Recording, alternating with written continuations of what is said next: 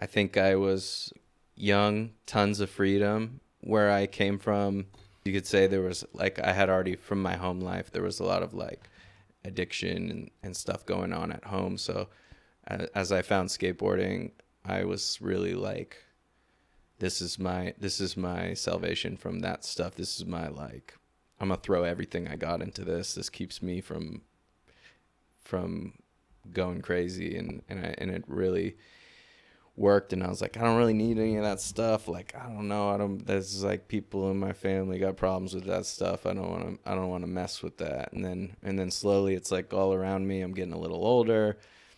I'm starting to like want to hang out with girls and stuff like that. I'm like, oh, I'll dabble here. And then I was like, boom, that's fun. And I was like, you get that little release, and you're like, wow, I'm not shy anymore. I'm not anxious anymore. I'm like, I want to do that forever. And then it just was like, I had a short period of time where I was a little bit like, I'm just like 1 foot into partying, and that didn't last very long. And I was like, that's my new identity. I'm just like going fucking, my foot's on the gas. And then I don't know, it's like it's the kind of atmosphere where it's easy.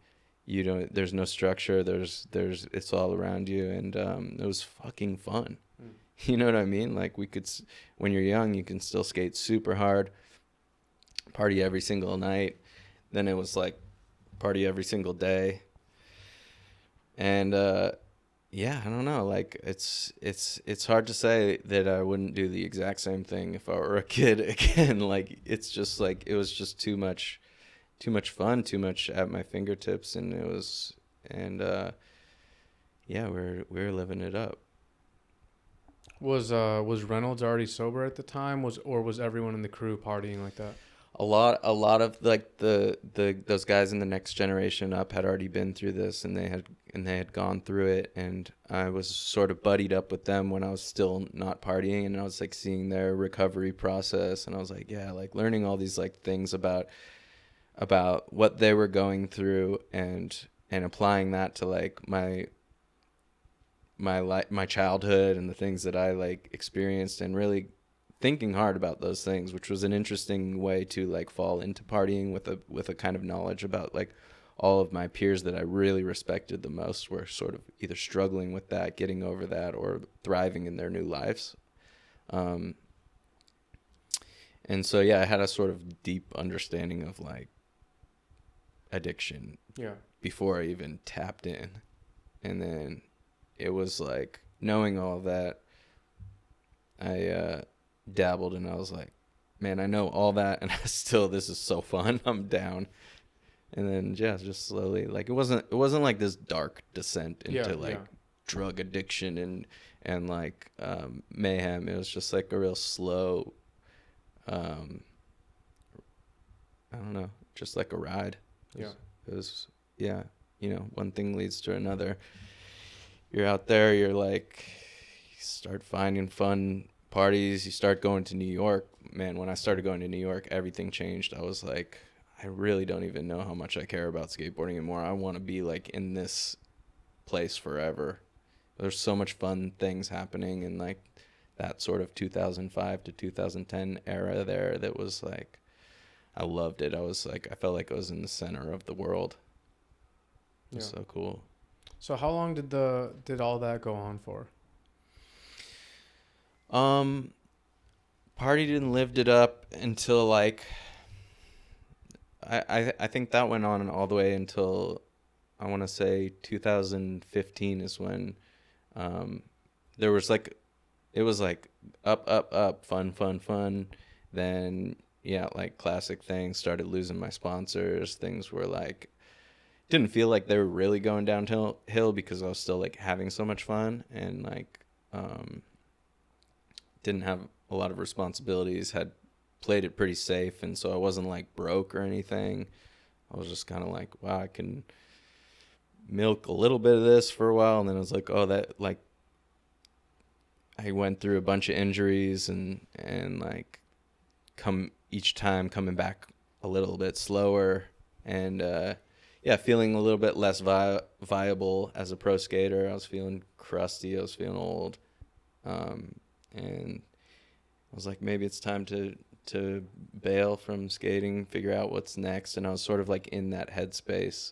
And then around 2015, luckily, some of my closest friends, actually Nick Face, Jerry Sue, and Tino Razzo, sat me down, and it wasn't like a proper intervention. We were just out drinking one night, and they were like, "We've all been talking about it.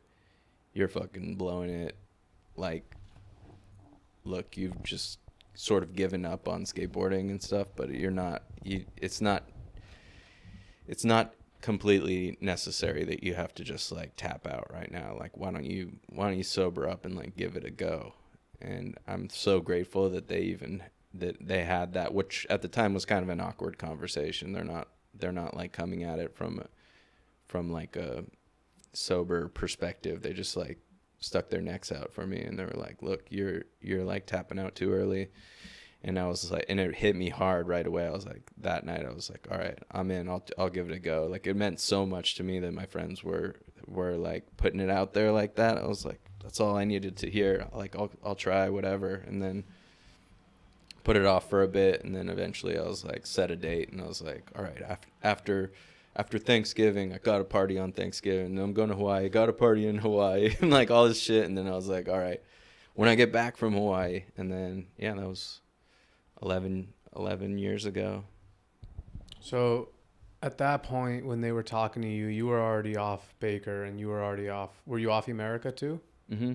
So, I guess, how was that? How was losing the sponsors? And, these sponsors to you are like, they're your homies. It's like family. So it's more than just like, I'm not sponsored anymore. I don't know. How was that? Yeah.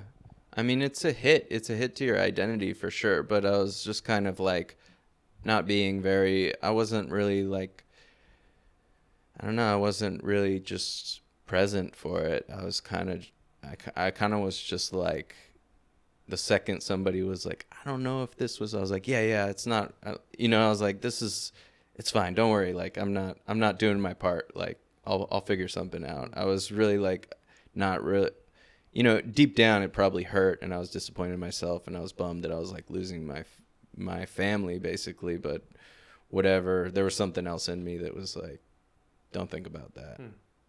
So it's hard to say, I wasn't like sitting there wallowing and being like, what am I going to do next? So I was just kind of like, let's go get fucked up. I don't know. I just lost my sponsors. I got to figure it out.